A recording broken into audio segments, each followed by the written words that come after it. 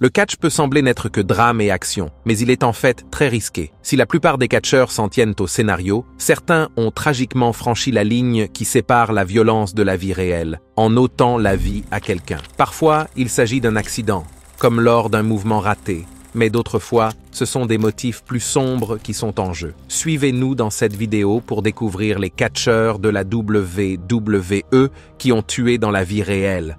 Pour commencer, nous avons Billy Jack Haynes, dont les liens avec le meurtre s'est produit bien après ses années de catcheur. Billy Jack Haynes est entré dans le monde du catch dans les années 1980, à l'âge de 28 ans. Il a commencé à s'entraîner à la célèbre Dungeon School de Stu Hart, apprenant les ficelles du métier aux côtés de Bruce Hart et d'autres. Il a commencé à catcher sous le nom de Billy Jack dans le territoire du Pacific Northwest, mais a dû modifier quelque peu son nom de catcheur lorsque Tom Laughlin a menacé de le poursuivre en justice. Billy Jack abandonne donc le surnom de Billy Jack et devient Billy Jack Haynes. Il s'agissait simplement d'ajouter un peu de piquant à son personnage. À partir de là, Haynes devient un peu un vagabond du catch, emmenant ses talents dans différents endroits comme la Floride et le nord-ouest du Pacifique. Qu'il se batte avec Rip Oliver ou qu'il poursuive ses rêves de champion dans la Championship Wrestling de Floride, Haynes s'est toujours montré à la hauteur. Il a même participé à la World Class Championship Wrestling pendant un certain temps. Mais les grandes fédérations l'ont appelé lorsqu'il a décroché un contrat avec la World Wrestling Federation. Là, il a combattu avec de nombreuses légendes comme Randy Savage et Hercule Hernandez, se faisant un nom dans des matchs épiques. Qui pourrait oublier The Battle of the Full Nelsons à WrestleMania 3? Il s'agissait d'un match endiablé, au cours duquel Haynes s'est battu sur le ring, avec des chaînes et tout le reste. Bien sûr, aucune carrière de catcheur n'est complète sans un peu de drame, et Haynes en a eu sa part. Lorsqu'il a quitté la WWE, il y a eu beaucoup d'histoires. Certains disant qu'il avait quitté la WWE, d'autres affirmant qu'il avait été licencié. Et puis, il y a eu ce surprenant virage vers le côté obscur dans l'Oregon, où Haynes est passé du statut de face à celui de heel, tenant les fans en haleine. Le parcours de Haynes dans le catch l'a également emmené à la WCW, où il a endossé le personnage de Black Blood, jouant le rôle d'un bourreau. Dans les années 2000, Haynes a joué un rôle important dans une grande bataille juridique contre la WWE. Il était à l'avant-garde d'un recours collectif, accusant la compagnie de négliger la protection de ses catcheurs contre les lésions cérébrales traumatiques. Cependant, l'affaire s'est heurtée à un obstacle et a finalement été abandonnée en 2016. Mais à travers les hauts et les bas, Haynes a laissé un héritage durable dans le monde du catch. Ses combats, sur le ring et en dehors, ont montré sa force, ses compétences et sa détermination. Bien qu'il ait pris sa retraite en 1996, son impact sur cette industrie est toujours présent, et les fans parlent encore du légendaire Billy Jack Haynes. Tout au long de sa carrière de catcheur, Billy Jack Haynes s'est définitivement imposé sur le ring en démontrant sa force et ses compétences. Mais après cela, il a disparu de la scène jusqu'en 2024. À 70 ans, les choses ont pris une tournure grave pour Haynes. Il s'est retrouvé à l'hôpital et a été mêlé à des affaires assez lourdes, comme des accusations liées au meurtre de sa femme. Il a de nouveau fait parler de lui après un affrontement tendu à Portland, dans l'Oregon, qui a semé le trouble dans le quartier. Lorsque les policiers sont finalement entrés chez lui, ils ont fait une sinistre découverte. La femme de Haynes, âgée de 85 ans, avait été retrouvée morte d'un coup de feu apparent. À la suite de cette tragédie, Jake the Snake Roberts, membre du Hall of Fame de la WWE, n'a pas hésité à s'exprimer sur son podcast. Il a déclaré sans détour qu'il n'était pas choqué par l'arrestation de Haynes, expliquant qu'il avait l'impression qu'il y avait quelques vis desserrés. Roberts a également admis qu'il ne s'était jamais senti en sécurité à ses côtés, ce qui ajoute une couche supplémentaire à la situation. Pour ajouter à la complexité de la situation, Haynes a ouvertement avoué avoir été témoin d'un événement horrible en 1987, les meurtres brutaux de 3 garçons abandonnés sur des voies ferrées dans l'Arkansas. Cette affaire n'a toujours pas été élucidée à ce jour. Haynes a également révélé qu'il était impliqué dans une affaire louche de trafic de drogue à l'époque des meurtres, ce qui l'a empêché d'en parler jusqu'en 2018. Il catchait également pour la WWF pendant cette période, ce qui a aussi probablement ajouté à la pression de rester silencieux. La police de Portland a confirmé que Haynes est actuellement en garde à vue et qu'il devrait être transféré en prison une fois qu'il aura reçu un traitement pour un problème médical distinct sans rapport avec l'homicide. La situation reste inchangée, les autorités poursuivant leur enquête sur cet incident déchirant. Parlons maintenant de José González qui a tué un autre catcheur et ce n'était même pas sur le ring. Avant tout cela, González s'est plongé dans le milieu du catch depuis 1972. Il a travaillé non seulement comme catcheur, mais aussi comme booker pour le World Wrestling Council. Il a également fait du catch pour l'International Wrestling Association. Ce type n'était pas un fainéant, loin s'en faut. Il a remporté le titre poids lourd de Porto Rico 12 fois entre 1977 et 2001. De plus, il a détenu le titre de télévision de la WCW à 5 reprises entre 1986 et 1991. Mais il a fini par se lasser et a quitté le catch en 2006 pour se lancer dans la politique. Au début de sa carrière de catcheur à Chicago, González était connu sous le nom de The Prophet. Puis, en 1972, il est passé dans la cour des grands en rejoignant la WWF. Lorsqu'il est retourné à Porto Rico pour lancer Capital Sports Promotions, il a changé les choses en portant un masque et en devenant The Invader. Si vous vous demandez pourquoi il a porté ce masque, eh bien, il ne voulait pas que sa mère découvre qu'il était dans le monde du catch, alors il s'est couvert le visage. En tant qu'Invader, il a fait équipe avec Roberto Soto en tant qu'Invader 2 et plus tard avec Johnny Rivera en tant qu'Invader 3. Ensemble, ils ont fait parler d'eux en tant qu'équipe de milieu de tableau à la WWF au début des années 1980, avant de quitter la fédération en 1984.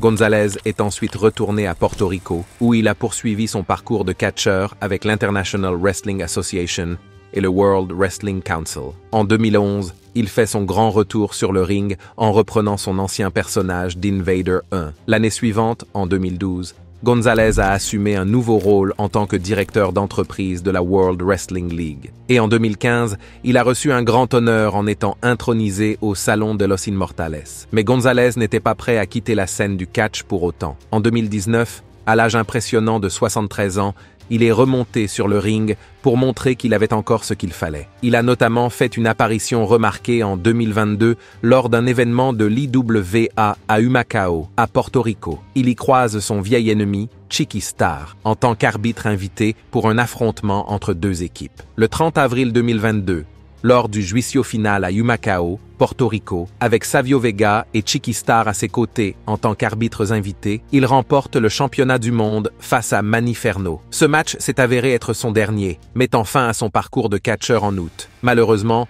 le nom de González est plus souvent associé à un incident tragique qu'à sa carrière dans le monde du catch. Il est probablement plus connu pour avoir causé la mort d'un autre catcheur, Bruiser Brody, dans un vestiaire à Porto Rico. González l'aurait poignardé. L'incident s'est produit en 1988, alors que González travaillait dans les coulisses du spectacle. González a été inculpé parce qu'il était lié à l'incident, mais il est intéressant de noter qu'il a été acquitté en 1989 après que le jury ait déterminé qu'il avait agi en état de légitime défense. De plus, le couteau impliqué dans l'agression n'a jamais été retrouvé, ce qui ajoute au mystère de l'affaire. Dutch Mantel, qui était présent lors de l'agression au couteau, a donné quelques informations sur le procès. Il a indiqué que personne n'avait défendu Brody lors du procès de González, ce qui a peut-être contribué à l'acquittement. Bien que Mantel et Tony Atlas aient été appelés à témoigner, leurs citations à comparaître ne sont arrivés que 10 jours après la fin du procès. Mantel se souvient également d'avoir ressenti une atmosphère tendue ce soir-là,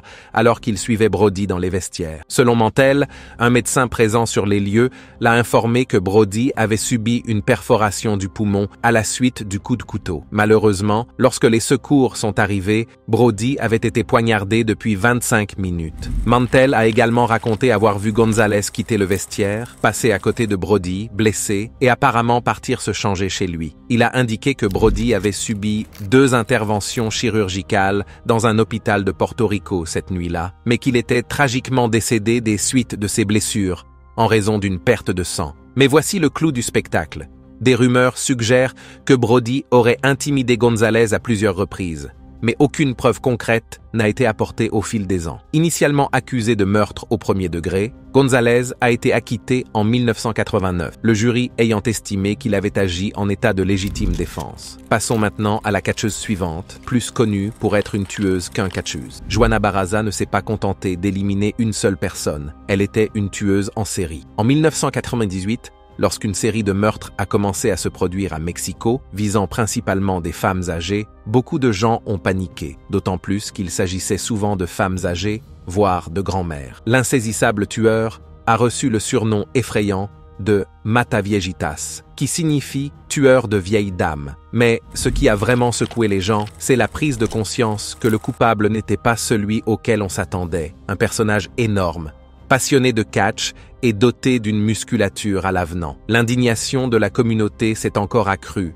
lorsque l'on a su que ces meurtres constituaient le premier cas confirmé de meurtre en série au Mexique. Toutes les victimes sont mortes de la même manière, étranglées, leurs maisons laissées en désordre, les objets de valeur et les souvenirs emportés. Sous la pression des politiciens et des médias, la police a dû se résoudre à traquer le coupable et à mettre un terme à ces crimes horribles. Les petits-enfants craignaient pour la sécurité de leur grand-mère et les voitures de patrouille sillonnaient les rues avec les portraits robots de la suspecte, une femme collée sur leurs vitres. Malgré l'urgence, les autorités ont commis de graves erreurs. Des innocents ont été pris entre deux feux, comme cette infirmière que l'on a fait sortir d'une banque parce qu'elle ressemblait au portrait robot de la suspecte. Elle n'était pas la coupable, mais elle a été relâchée une fois que les autorités se sont rendues compte de leur erreur. Même les prostituées travesties ont été arrêtées et un cambrioleur a été jeté à tort derrière les barreaux dans le chaos. À mesure que le temps passait et que le nombre de cadavres augmentait, les forces de l'ordre ont été convaincues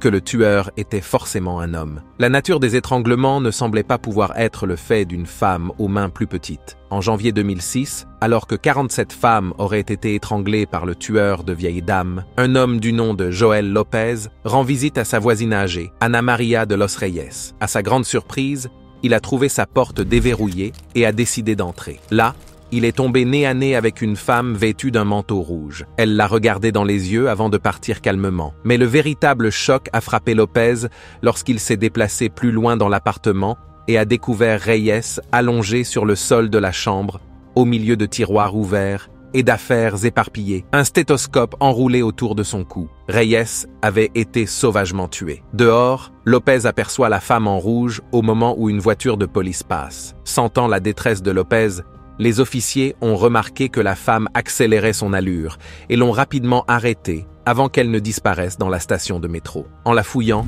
les policiers ont fait des découvertes surprenantes. Parmi ces affaires, il y avait des reçus de location de rings de catch, des cartes de visite de différents catcheurs professionnels et un porte-clés portant son nom de catcheur, la Dama de Silencio. C'était Juana Barraza. Juana Barraza est née en 1957 dans la campagne d'Hidalgo, au Mexique, de parents Trinidad Barraza et Justa Samperio. Son enfance a été difficile, car son père était policier, tandis que sa mère luttait contre l'alcoolisme et travaillait dans l'industrie du sexe. Madame Barraza affirme qu'à l'âge de 12 ans, sa mère l'a échangé contre un carton de bière. Elle s'est alors retrouvée piégée dans une relation sexuellement abusive avec un homme beaucoup plus âgé qu'elle. Peu alphabétisée, Madame Barraza est tombée enceinte à l'adolescence et a tragiquement perdu son fils, victime d'agresseurs armés de battes. Malgré cette épreuve, elle a eu 3 autres enfants, mais son statut matrimonial n'est pas clair. Les expériences vécues par Madame Barraza pendant son enfance ont laissé de profondes cicatrices, en particulier son ressentiment à l'égard de sa mère. Cette aversion profondément ancrée l'a finalement conduite à s'en prendre à des femmes âgées et à commettre des actes de violence odieux à leur encontre. Après l'arrestation de Barraza, l'affaire des Mataviejitas a été officiellement classée, malgré plus de 30 cas non résolus. Madame Barraza a été jugée au printemps 2008, l'accusation affirmant qu'elle était impliquée dans pas moins de 40 décès. Le 31 mars, elle a été reconnue coupable de 16 chefs d'accusation, dont 11 pour meurtre et cambriolage aggravé. C'est là que les choses se compliquent. Baraza a avoué n'avoir commis qu'un seul meurtre, mais les tribunaux l'ont condamnée pour 17 meurtres au total. Quant à savoir si elle a réellement tué 17 personnes, c'est un mystère. Elle a été condamnée à une peine stupéfiante de 759 ans de prison. Toutefois, étant donné que les peines prononcées par les tribunaux mexicains sont généralement purgées simultanément et que la peine maximale autorisée par la loi mexicaine est de 60 ans, Baraza devrait purger l'intégralité de sa peine derrière les barreaux. Quoi qu'il en soit, passons à Akitoshi Saito, qui a malheureusement tué quelqu'un sur un ring de catch. Akitoshi Saito est un catcheur japonais connu pour son passage à la New Japan Pro Wrestling, NJPW, et à la Pro Wrestling Noah. Actuellement, il est champion du monde poids lourd à Pro Wrestling 01. Lors d'un tournoi, les choses ne se sont pas passées comme il le souhaitait. Saito n'a remporté qu'une seule victoire en battant Takashi Iizuka par disqualification et n'a obtenu que 2 points au total. Pas facile, hein? Le 24 décembre, lors de la tournée Winter Navigation de Noah, qui s'est avérée être la dernière de l'année, Saito a remplacé Quiet Storm, blessé, en tant que partenaire de Muhammad Yon, au sein de l'équipe Tag Team. À l'origine, un match pour le titre était prévu contre les champions GHC, Tag Team Go Shiozaki et Maybach Taniguchi. Mais l'absence de Storm l'a transformé en un combat sans titre. Malheureusement, Saito et Yon se sont retrouvés du côté des perdants contre les champions Heavyweight Tag Team. Saito a fait équipe avec Yon une fois de plus pour une nouvelle chance à la Global Tag League. Leur performance dans le tournoi a été tout juste correcte, les plaçant à la 6e place sur 8 équipes. Cependant, ils ont réussi à remporter une victoire contre les champions poids lourds de la GHC, Katsuhiko Nakajima et Masa Kitamiya, le dernier jour du tournoi, empêchant leurs adversaires d'accéder à la finale. Puis, le 28 juillet 2018, Saito et Naomichi Marufuji ont remporté une grande victoire contre The Aggression, remportant le GHC Tag Team Championship. Le 31 mars 2024, Saito a remporté son premier championnat en simple, mettant la main sur le World Heavyweight Championship à Pro Wrestling 01 après avoir battu Chris Weiss. Passons maintenant à une note plus sombre. Bien que ce ne soit pas la faute de Saito, un mouvement qu'il a exécuté a conduit à la mort tragique de Mitsuharu Misawa, une légende du catcheur japonais. En juin 2009, lors d'un match par équipe pour les championnats par équipe de la GHC, Saito a effectué un backdrop sur Misawa, ce qui lui a causé une grave blessure à la colonne vertébrale. Malheureusement, Misawa est décédé plus tard dans la nuit dans un hôpital local. À l'époque, Saito ignorait que Misawa souffrait déjà d'une grave blessure à la nuque et qu'il n'aurait jamais dû tenter ce mouvement. Mais comme l'étendue de la blessure n'avait pas été communiquée, la suplexe a été exécutée, ce qui a entraîné une issue tragique. Après la mort de Misawa, Saito a eu du mal à s'en sortir, ce qui est compréhensible. Des fans ont même tenté de l'attaquer à son domicile et il a été placé sous surveillance anti-suicide pendant une courte période. Parlons maintenant de New Jack. Si vous ne le connaissez pas, faites-vous une faveur et regardez quelques-uns de ses anciens matchs. Cette légende de l'ECW était un catcheur pur et dur qui participait à des matchs dévastateurs avec un style raide et agressif à tous ceux qui étaient assez courageux pour monter sur le ring avec lui. Il s'est fait un nom à l'ECW où il a gagné en notoriété grâce à son intrépidité à prendre des coups dangereux et à son style de catch hardcore. Il n'avait pas peur de pousser, prenant souvent des risques élevés et tirant même sur ses adversaires. Il a notamment été impliqué dans le tristement célèbre incident du Mass Transit en 1996 et a eu une altercation mémorable avec Gypsy Joe en 2003. New Jack était définitivement unique en son genre dans le monde du catch. Il est également célèbre pour être le seul catcheur dont la musique d'entrée, Natural Born Killers, d'Ice Cube et Dr. Dre, est diffusée tout au long de ses matchs à l'ECW. Après que l'ECW a plié bagage en 2001, Young a poursuivi sa carrière de catcheur sur le circuit indépendant jusqu'à sa mort en mai 2021. Young a fait ses débuts en s'entraînant sous la direction de Ray Candy et a fait ses débuts en 1992 dans la United States Wrestling Association basée à Memphis.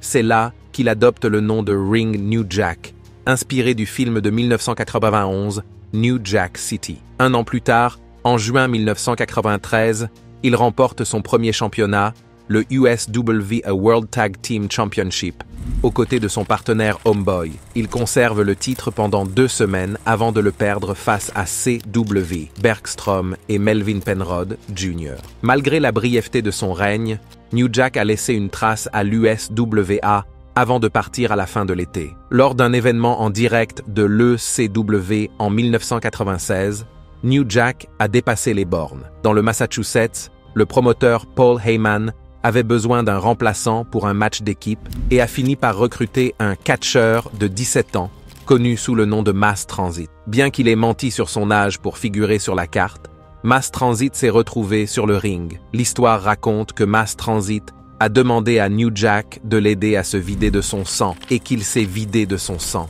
New Jack a pris un scalpel sur la tête de Mass Transit, créant une profonde entaille qui a entraîné une flaque de sang sur le tapis du ring. Mass Transit a eu besoin de plus de 50 points de suture pour refermer la plaie. Sa famille a poursuivi New Jack et l'ECW pour de multiples raisons, mais l'affaire a finalement été rejetée. Malheureusement, Mass Transit est décédé plus tard des suites de complications liées à un pontage gastrique, et sa famille pense que cela est dû à l'incident mentionné ci-dessus. Le catcheur suivant n'a pas commis de meurtre, mais The Big Boss Man a bel et bien éliminé un chien, et ce volontairement. À Unforgiven 1999, la WWE a servi l'un des pires matchs de tous les temps, opposant Al Snow à Big Boss Man dans le tristement célèbre Kennel from Hell. Mais oublions l'horrible match. Parlons plutôt des raisons pour lesquelles il a eu lieu. L'attitude era de la WWE était probablement la meilleure époque pour être un fan de catch. Cependant,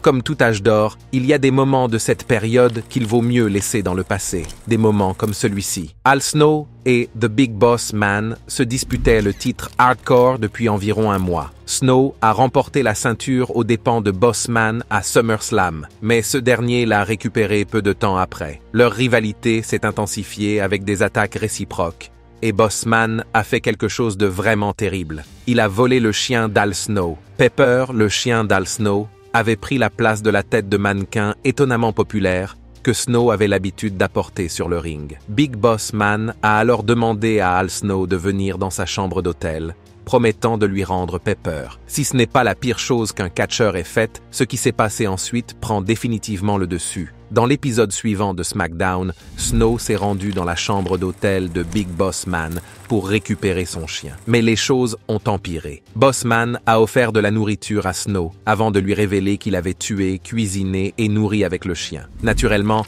Al Snow est horrifié d'apprendre qu'il a mangé son propre animal de compagnie. Après avoir récupéré le titre Hardcore, Snow a défié Boss Man dans un Kennel from Hell match. Le Kennel from Hell match est l'une de ces histoires qui semblent trop folles pour être vraies, jusqu'à ce que vous fassiez des recherches et que vous réalisiez qu'il s'est réellement produit. Pour ceux qui l'ont regardé en direct, c'était assez obsédant. Ce match tristement célèbre nous rappelle que l'attitude era n'était pas parfaite. Même pour les fans à la mémoire sélective, il est difficile de défendre ces 12 minutes d'absurdité. Ce n'est même pas si mauvais que c'est bon. C'est juste mauvais. Si mauvais qu'il restera à jamais dans les mémoires pour tout ce qu'il y a de mauvais. Que pensez-vous des catcheurs de la WWE qui ont tué quelqu'un? Faites-nous part de vos impressions dans la section des commentaires. Et avant de partir, n'oubliez pas d'aimer cette vidéo et de vous abonner à Ring Rivals pour ne pas manquer les prochaines.